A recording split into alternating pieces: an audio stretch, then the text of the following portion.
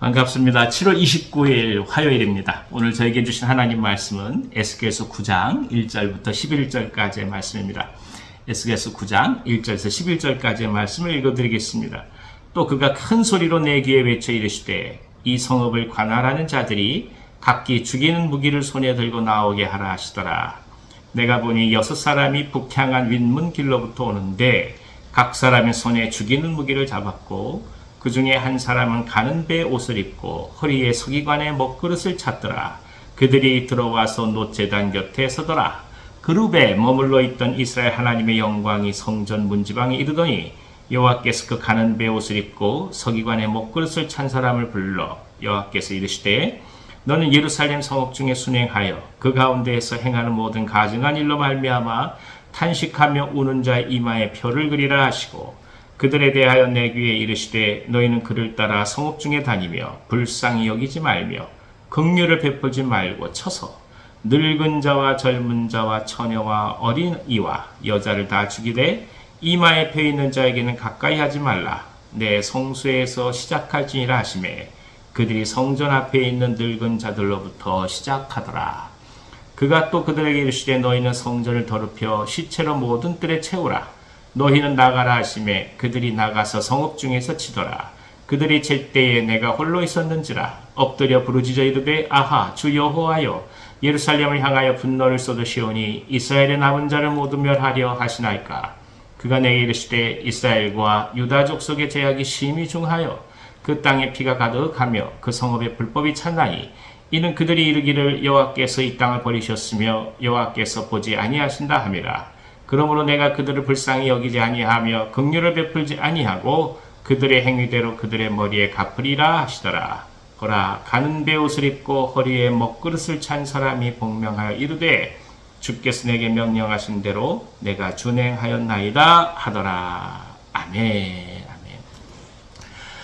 아멘. 이스라엘 그리고 유다에 대한 심판은 결국 하나님을 떠난 이스라엘 민족의 죄로 인해서 시작된 것이었습니다. 오늘 하나님은 예루살렘의 멸망을 위하여 6사람을 사용하고 계십니다. 엄밀하게 얘기하면 6천사가 되겠죠. 이들은 손에 사람을 죽이는 무기를 잡았다 이렇게 얘기를 합니다. 그러니까 이 심판이 얼마나 서리빨처럼 엄하게 다가오는지를 알 수 있는 말씀의 구절입니다. 그러나 그 중에 한 사람은 허리에 서기관의 먹그릇을 찼다 이렇게 말씀하고 있습니다. 서기관의 먹그릇이라는 것이 무엇을 얘기하겠습니까? 우리말로 표현하면 잉크 같은 거겠죠. 그러니까 뭔가 글을 쓰고 그리고 표기를 하기 위해서 먹그릇을 찼다는 얘기입니다. 그럼 도대체 무엇을 향하여 표식을 내고자 하셨을까요? 하나님은 이 말씀을 통해서 예루살렘 중에 모든 사람들이 다 하나님을 떠나서 죄를 향해 가고 있지만 그 중에 이 하나님께 나아가는 것을 온전히 나아가지 못해서 그 모습에 안타까워 가슴 아파하고 그리고 가증한 것들로 인하여서 심히 탄식하고 눈물 흘리는 자들을 찾아내서 그들의 이마에 표를 하라고 말씀하십니다. 곧 모든 사람들이 다 하나님을 떠났다고 얘기한다 할지라도 그 중에 누군가는 남아서 신실하게 하나님을 향해 나아가고 있는 사람들이 있다라는 말씀입니다. 우리는 여기서 하나님의 사람들의 가장 중요한 특징을 봅니다. 다름 아니라 세상의 죄를 향하여 그리고 공동체 죄악을 향하여 가슴을 치며 탄식하고 눈물을 흘릴 수 있는가? 이것이 결국 하나님의 사람의 가장 중요한 특징이라고 얘기할 수 있습니다. 세상 사람들은 눈물을 흘릴 때가 많습니다. 일이 뜻대로 되지 않아서 눈물 흘리기도 하고 억울하다고 눈물 흘리기도 하고 원하는 결과를 얻지 못했다고 눈물을 흘리기도 하고 어떤 사람은 내가 금수저가 아니다 그렇게 생각하면서 눈물을 흘리기도 하고 참 많이 눈물 흘리죠. 그러나 정작 그 모든 눈물을 흘릴 때에 죄악을 인하여서 죄로 인하여 슬퍼하는 마음으로 눈물을 흘리는 사람들이 과연 얼마나 있을까? 또 한번 깊이 자문해 볼 수밖에 없습니다. 그렇습니다. 우리가 그리스도인으로 불림을 받고 하나님의 사람으로 이 땅 가운데 구원을 얻었다는 가장 중요한 이유는 바로 이 세상을 중보하기 위해서 선택받은 것입니다. 그러니까 구원은 특권이나 선택받음에 대한 우리 자신들의 만족감을 위해서 있는 것이 아니라 오직 세상을 향한 하나님의 손길과 도구가 되기 위하여 베풀어 주신 은총이라는 것을 또 한번 깊이 깨닫게 됩니다. 정작 죄를 짓는 세상 사람들은 슬퍼하거나 안타까워하지 않습니다. 그저 즐기고 있을 뿐입니다. 그러나 오히려 구원받은 선택받은 자들은 눈물을 흘리며 가슴을 치고 있는 것 아니겠습니까? 우리가 또 한 번 그리스도인의 정체성을 이 말씀을 통해서 보게 됩니다.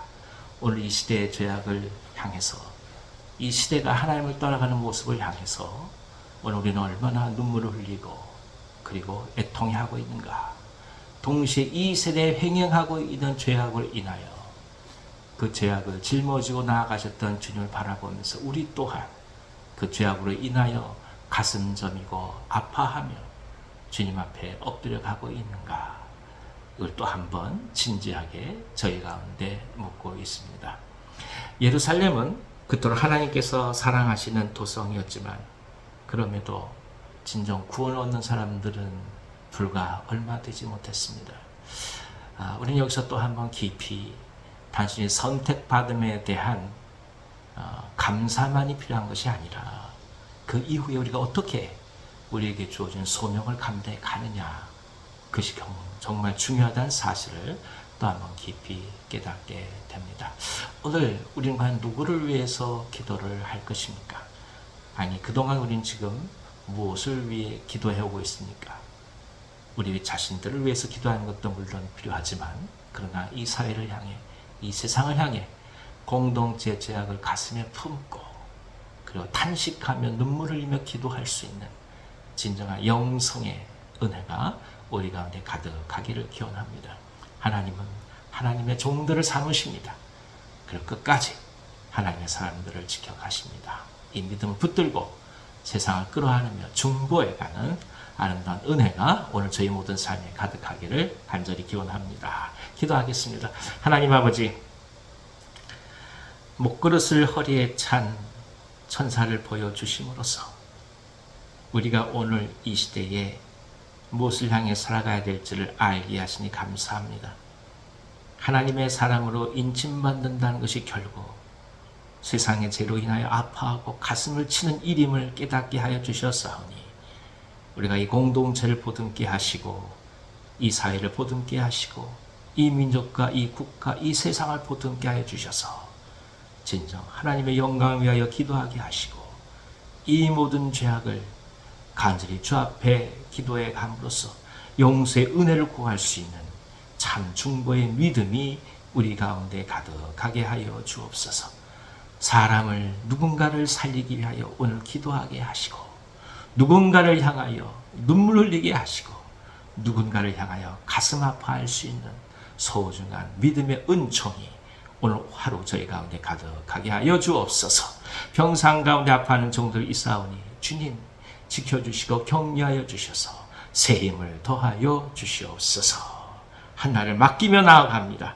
성령께서 역사해 주옵소서. 예수님의 이름으로 감사하며 기도하옵나이다. 아멘. 아멘. 오늘 하루도 기쁨 가운데서 승리하시기를 바랍니다.